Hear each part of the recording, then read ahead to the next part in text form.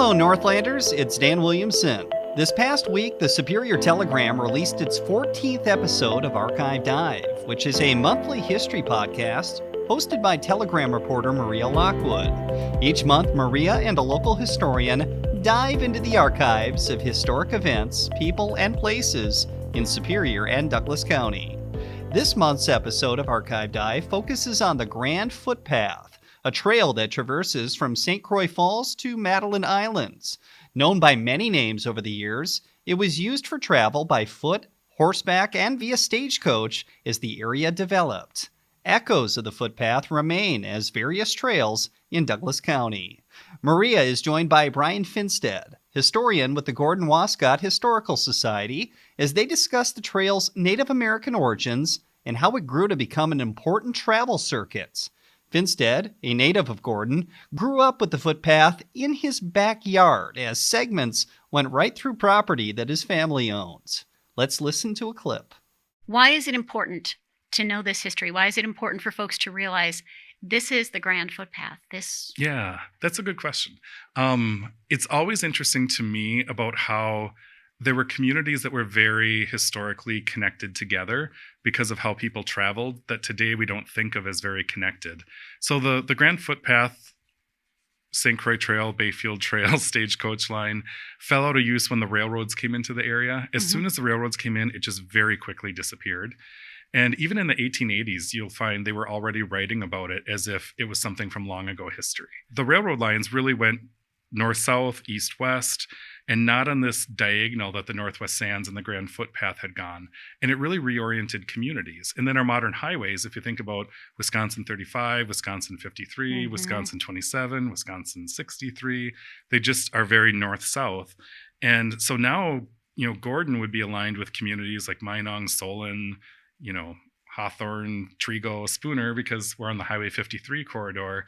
Whereas historically, Gordon was very connected with Stillwater, Bayfield, Grantsburg, Iron River on this diagonal axis. I guess just ties and connections that today you would find surprising. And actually, when you research Gordon history, you almost never find a mention of Minong or Solon. And here they're just, 10 miles away in either direction. But in the era of where this footpath and stagecoach line took precedent, you would much more likely find people from Bayfield or La Pointe on Madeline Island interacting with Gordon than in almost anywhere else, which is just it's surprising. It is, very much. Yeah. Also in this episode, Maria and Brian look at how the footpath influenced business, careers, and traveling, its multiple names, why it had the attention of a U.S. Senator from Minnesota, why it was national news in newspapers in the 1850s and 1860s, why it's hard to find mentions of it in Wisconsin and Minnesota stagecoach history, where you can see segments of the trail, the significance of Gordon's Moccasin Road, plans for an auto tour of the trail, and much, much more. You can find that episode at superiortelegram.com or wherever you also get this podcast. I'll also put a link in the show notes. In case you missed Archive Dive's 13th episode, I'm resharing it here. In February, Maria and frequent guest Teddy Moronic, who is a local historian and retired librarian, spoke about Superior's Grand Opera House and how it was indeed grand. I encourage you to take a listen, and when you're done, click the link in our show notes to find more episodes of Archive Dive.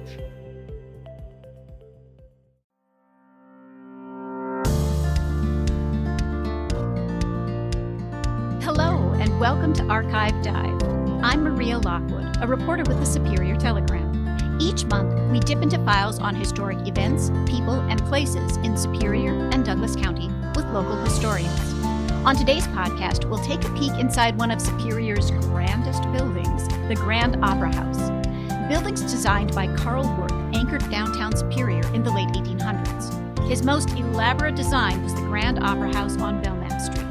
The lavish theater opened in 1890 and entertained Superior residents nearly 50 years before it was destroyed by fire.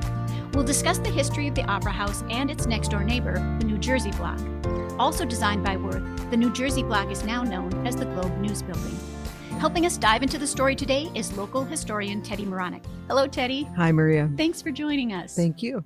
So, the Grand Opera House was indeed grand. It was grand. And as I've said, if there's a building that I could rebuild in Superior, it would be the Grand Opera House. Why? What was it that set it apart? Well, it was so exotic because it was of Moorish design. So it had all kinds of fancy exterior decorations and stained glass and looked like an opera house in a big city.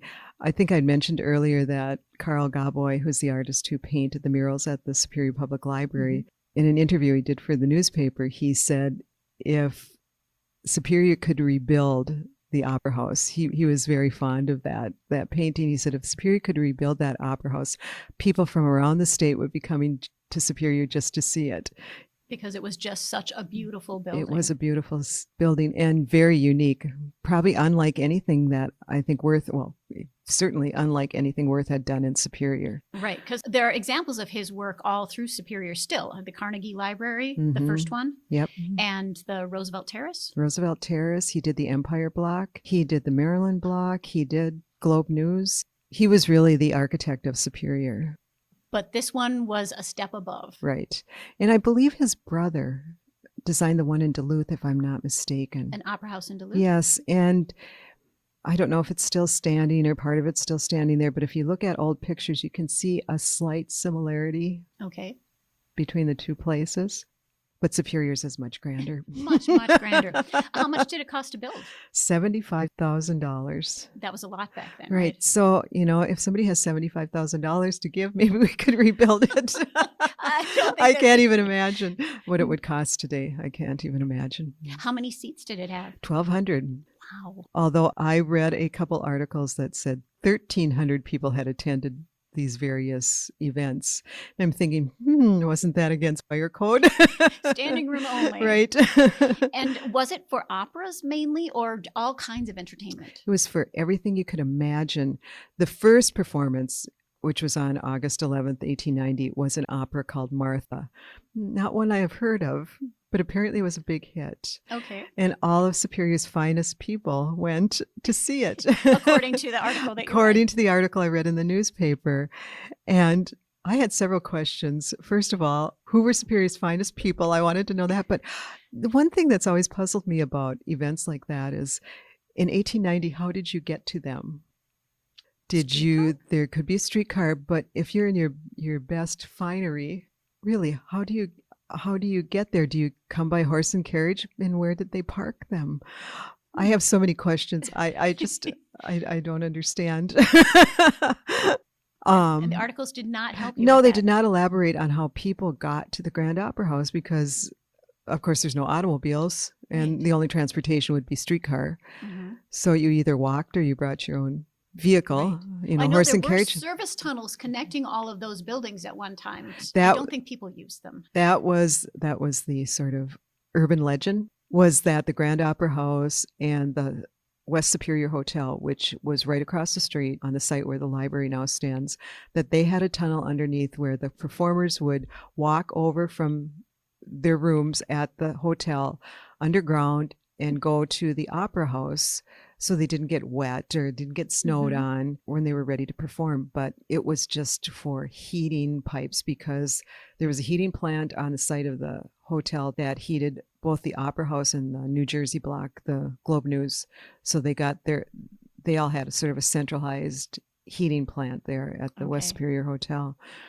No people, as far as I know, although I've heard many, many, many stories that say, oh, yes, they did. But I never heard anybody say, I walked under there.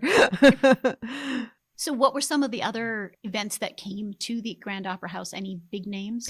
Well, I think in one of our previous podcasts, we talked about a wrestling match that took place there. A wrestling match? In an opera house? Yes, they did. And they had boxing and they had high school graduations there. Especially in the days when one of the high schools in town was Blaine. They had from kindergarten on through high school, and they apparently did not have an auditorium of their own, so they would have graduations there. And I also have read Central and Nelson Dewey High School would sometimes have graduation ceremonies at the Opera House. there were local groups that actually performed plays at the Opera House to raise money. And they had a huge memorial service for President McKinley after he was assassinated. That was one of the events that there were 1,300 people there. And Teddy Roosevelt, when he was running for president again in 1912 on the Bull Moose ticket, he spoke there. Really? So it's been a lot, but mostly it was vaudeville acts and things like that, and opera companies that came through. Okay. Did it have like a skybox area as well as, or was it all just one sloping? No, it had the general auditorium, and then there was a balcony, and then there were boxes for Along the people sides? along the sides. Okay. Yeah, very elegant. And it was supposed to be fireproof. Was it? Yeah, it was fireproof. How did that play out? That didn't work out really well for them. The terrible fire in 1909. When I look at the pictures, because I have seen pictures of that, looks like, well, the place looks pretty destroyed to me. Oh, no. But they did manage to save the outside walls, and they redid the inside. But it lost a lot of its charm because all the decorations on the roof were destroyed in the fire. Okay. So then 2 years later, they had another fire. Really? Yes. From the same cause? Nah, I think something different. They actually at one time had a fireman on duty there all the time from the Superior Fire Department. Really? Yeah, when there were people in the building for performances. Why were they using lighting that was unsafe, or were they using Probably, I guess. Electricity was rather new. something? Right. Okay. I think mostly because it was wood construction too, that's. But there are very few pictures of the interior, the original interior. I was going to ask, what did it look like? I wish I could see it because it sounded wonderful, but no photos. What did it say? What was it Oh, like? they had Russian carpeting, and as fabulous, absolutely fabulous materials were used throughout the building. Velvets and all of this. There are some pictures when it was rebuilt after the 1909 fire, which they redid it a lot. Well, of course they had to. Right, because everything was gone. So it didn't look like the original, but they had, I guess in the basement, they had dressing rooms down there. Okay. And they had dressing rooms behind the stage. And I found one picture of the interior where the cast is in rehearsal. I don't know if they're backstage or if they took this from the auditorium and they're actually sitting on stage, and you can see the things behind stage, but that's the only picture I've ever seen of the interior, which is really sad. Mm-hmm. Would But have been nice to get that kind of bird's eye. This is what it would have felt like to be there. I'm surprised that Worth didn't take pictures, that he didn't have someone take pictures of his designs, but maybe he was just building one building after another and he didn't have time to have photos taken. Yeah, he was busy, but I would love to see that. And then when after that 1911 fire, the outside changed completely. So the 1911 fire also damaged the exterior. Yeah, and they redid it. And John Bach, who I consider the next sort of architect of Superior, was the one who redesigned the theater. Okay. And I understand there was a lot of sorrow about losing a particular piece of equipment during one of those fires. A vacuum? Oh, I didn't read about that. You know something I don't, Maria. a $300 Oh, that's vacuum right. Yes, I remember that. Yes. Yeah. that was used to clean the upholstery on the seats. Yes. Got lost, and the building owners were very sad to have You're lost right. that in the fire. And the funny thing is, when they did the remodel, they had to replace the seats with bigger seats. I guess for Why the bigger? size of people. I don't know. Okay. When it was first built, they compared it to the Opera House in Duluth, and they said that, well, it was much nicer because people could get around better in this compared to the cramped quarters in Duluth. It's kind of funny, this back and forth rivalry between Duluth and Superior. But yeah, I wish I could have seen the interior. Oh, that would have been, something. Yeah. Now, compare it to the Princess Theater, which Superior is working on Mm-hmm. putting back in place and making it a viable theater again. Bigger, smaller than the Princess Theater? Huge. The Palace was a huge theater. Was that as big as the Grand? I bet they could seat almost as many people. Okay, I because some think. listeners might have seen or Yeah. been in the Palace, because that didn't go down until the early 2000s, yeah.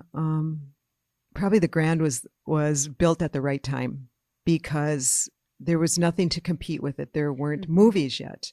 Right. So they were the only game in town, really and truly, that they had live performances and you could go see them there. And then after that, little movie theaters started opening up, very small ones.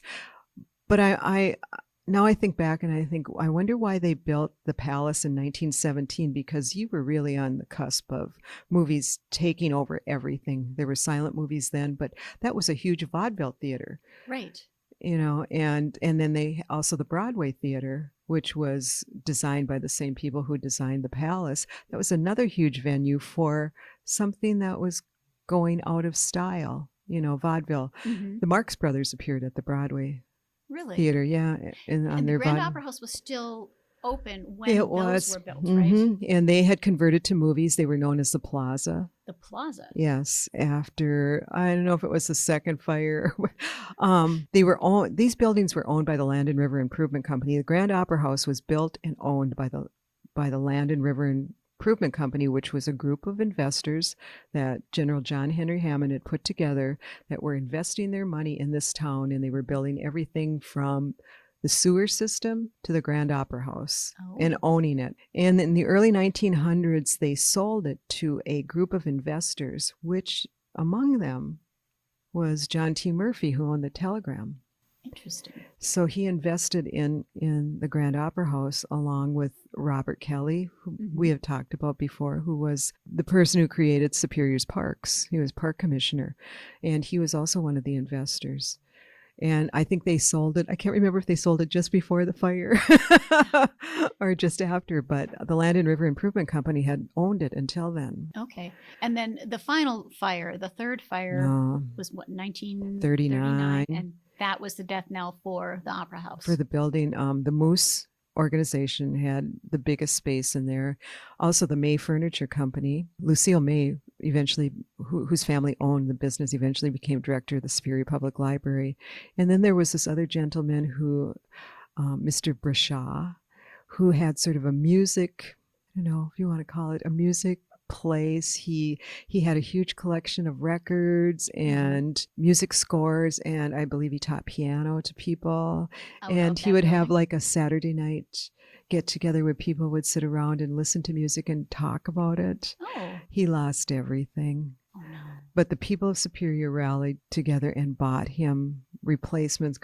Certainly couldn't replace what he had, but bought him material that he could use when he opened his new studio.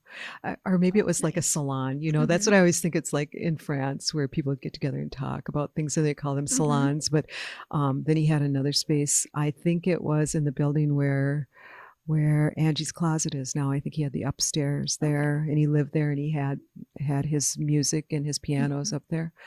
And there is still some of the facade of the Grand Opera House there, it was where Earth Exchange is now. Right. When I had been in Earth Exchange the first time and had gone down the basement, I knew then that was part of the building. But until we did the tour of the Princess a few months ago in the summer, where it was nice and you could walk around outside, at 8 o'clock or 9 o'clock at night, and we went back and we looked at the back of the building that Earth Exchange is in and saw how much of the Opera House is really still there.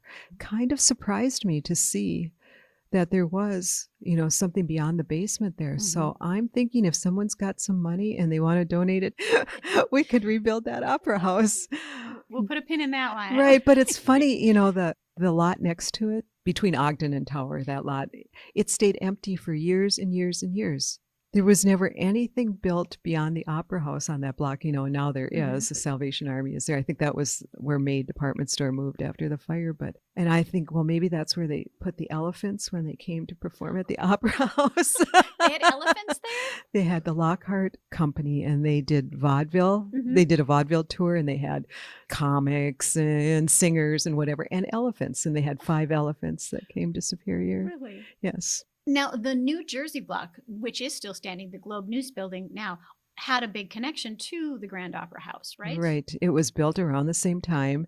And initially, the drugstore that was in the building was called the Opera House Drugstore. I've heard it was called Hadley's. There were 3 generations of Hadleys who owned the business. They didn't own the building. That's the thing, people think, well, They owned the entire building, but it was usually owned by a group of investors. And I think I found an article in 1913 where it was sold for $100,000. The entire building was sold for $100,000 to a group of Boston investors. So there were still people from outside of Superior who were investing in real estate in Superior. So it was an Opera House drugstore. What could you find there? I think they actually had a pharmacist, so it was, a pharmacy. But what's interesting about the building is that there were additional storefronts on both Tower and Belknap. And the one on Belknap, almost from the beginning, one of them was a flower shop. And the first person who ran the flower shop was a woman, Miss Lizzie O'Sullivan. Wonderful. And she ran that for many years. And then she sold it to another woman and her husband, a Mrs. Ashby, who did all the flowers for, I believe, ship launchings at the Globe.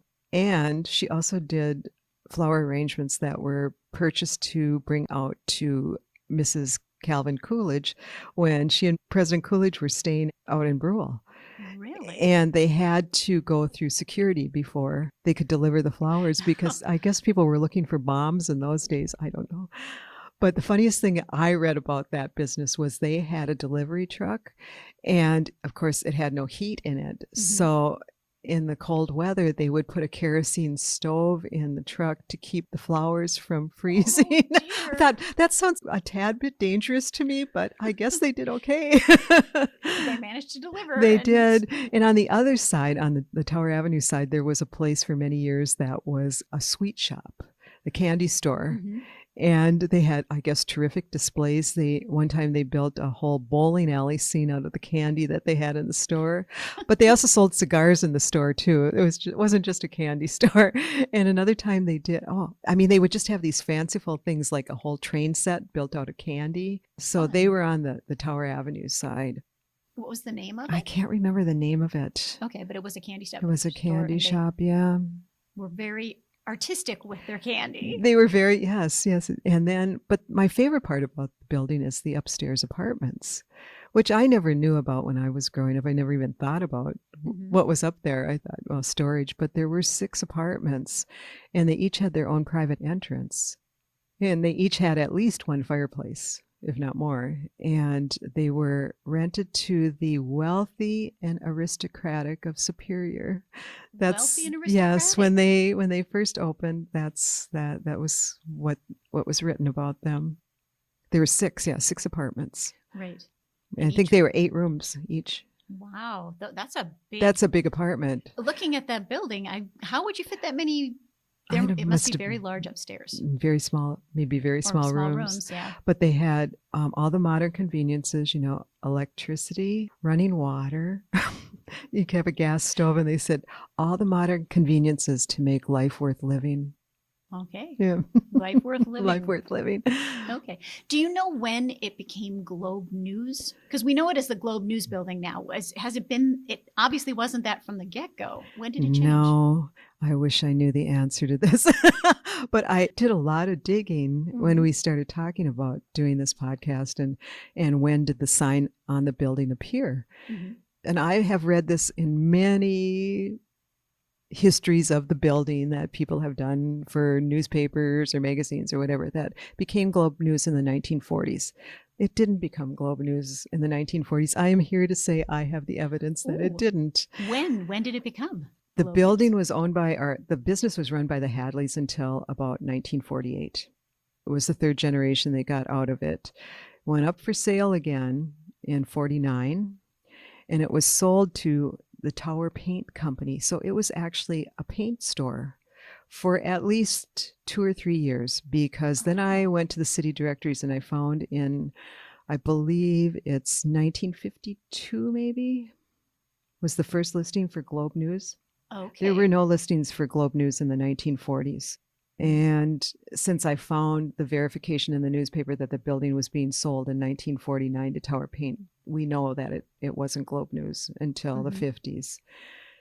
And then someone told me that they thought the sign came from Globe Shipyard. Right. So I went through all of the newsletters at the library from Globe Shipyard looking for a picture to verify that the sign was out at the shipyard. I never saw a photo of it, but that could be a true story. I just don't know. Right. And I did find, this is how I can't leave these things alone. I went through building records, and there was a building permit taken out like in 55 for Globe News. And I thought, did you need a building permit to put up a sign? I'd have to go look at the full record, but I have an index to the building permits. And I thought, I don't know, but I haven't been able to track down a news story. So it's a mystery where the sign came from and when it appeared. When it appeared, I would assume, and someone found for me an article from the Peptimist from 1953. There was an ad in the Peptimist from Globe News, so it was known as Globe News right away. So I'm thinking, I bet the sign went up when the store opened, because otherwise, unless they had a painted sign or something and not a neon sign. But neon would have been. It's conceivable that sign was that old. Yeah. Oh, definitely. I'm sure it was. Hard to find pictures, though, or anything about it. I don't know. I suppose someday people will say, I wish they'd taken more pictures back then, too. People always say that. Yes. Well, I say that about my own life. I think, why didn't I take a picture of this? Where now everyone has a camera all the time, so it's much easier. I just hope they last. Right. And they're saved somewhere. But yeah, it's a good reminder to yourself. You think you'll never want to see what your house looked like back in 10 years ago, but take a picture. Yeah. You might look back and go, aw. I know. I wish someone had gone down every decade in Superior's history and taken a picture of every street to show what it looked like, at least Tower Avenue and Belknap. Like, take a picture of between 11th and 12th and whatever. Just keep taking pictures so we know. But you just don't think of that stuff. And then you'll see shops come in and shops leave and things change. And you don't realize how much it's changed. Right. Or you look at those, the maps, the Google Maps, and people have driven by your house and it was, 10 years ago. Right. You'll be, oh, hey, I remember that car. That used to be mine. Yeah. So, it's too bad, because it would be nice. At least then you would be able to get a good idea of when actually the sign appeared. So if anyone has any photos of either the sign at Globe Shipyards to prove it came there, or when it showed up on the building. Right. And you better have a date on that photo. That's not going to believe you. That's my pet peeve. Oh, I have this picture. When did you take it? Well, it could have been. It's like my quest for when did the Supremes appear at the Superior Curling Club. The Supreme singing group. Uh-huh. Apparently they were there, but no one can remember exactly when. And I've been through so many newspapers. Interesting. Maybe 64. Right. They can say, well, here's a picture. Right. When was it? They didn't even have pictures. They just have memories. Oh, wow. Yeah. But that makes it fun. In some ways, of course, the digital age is wonderful. Everything's digitized and you can search so easily. But there's just something about tracking down something when you have no idea, really, and you just have to keep looking. So I'm almost ready, since I know that Globe appeared in 1953. I'm going to sit down and I'm going to go through every page of the telegram. For some, because the library has this a great index of newspaper stories, but 1953 must not have been a year that they were really concentrating on it, because there's nothing about that. Huh. Well, yeah, it could be a fun search. Yeah, that's what people always say. Not so fun? If you find something, it's fun. If you don't. But I always get sidetracked, usually by the ads. Unless somebody comes forward with the actual dates, I will continue this search, because I really want to know when it turned into Globe News officially with the sign. All right, but not the 40s. Not the 40s. Nope, it was the 50s. Unless Tower Paint was using it on their building, I would say probably not. All right. Well, it's a mystery yet to be solved. Yes, that's what history is. Harry Truman once said, the only thing new in the world is the history you don't know. And that's true. Excellent. Well, thank you for sharing some of your history with us. Thank you, Maria. Very fun. All right. Thanks for listening to Archive Dive. New episodes are available monthly at superiortelegram.com or wherever you listen to podcasts. If you have a topic you'd like us to explore, email me at mlockwood@superiortelegram.com.